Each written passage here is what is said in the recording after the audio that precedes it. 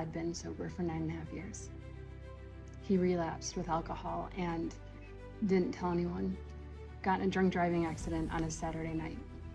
So at 1:30 in the morning, I got a call from police.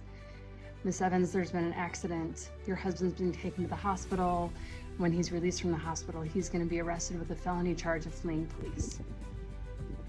6 hours later, I got a second phone call from the hospital. Miss Evans, we found something on the CAT scan. You need to come in right away. Punchline is that it was stage 4 cancer. In the midst of everything, in the midst of all of it, my husband asked me to write his story. He said, Sam, what are the chances that I would be married to an author whose best work comes from wounds? I want you to write my story.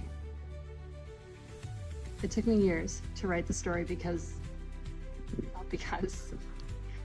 but I finished it in January by the grace of God go I.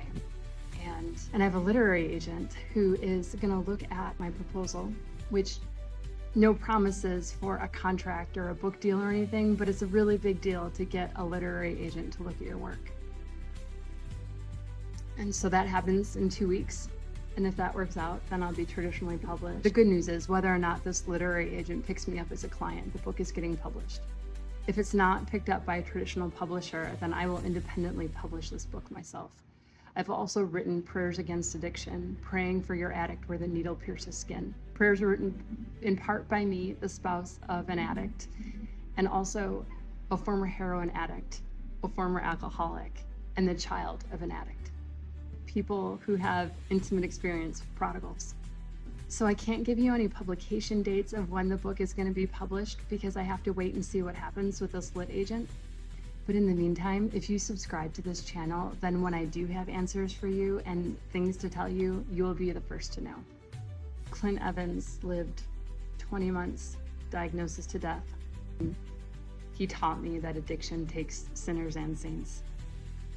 He taught me about the pull of addiction, how hard it is to break free, nearly impossible. If he was the prodigal son, then I am the elder son. And he taught me mercy and grace for prodigals. I'm excited to share more of this story with you as I am able to and support families who are going through similar struggles. Until then, you are loved, you are not alone. My name is Sam Evans Schroeder, and I'm the grief advocate unedited. Jesus doesn't say so in Luke 15, but the prodigal son bawled his eyes out. I know, because you can't step from your darkest place into the safest rest of the greatest love without breaking in between. Clint Evans, Crackhead to Jesus Freak.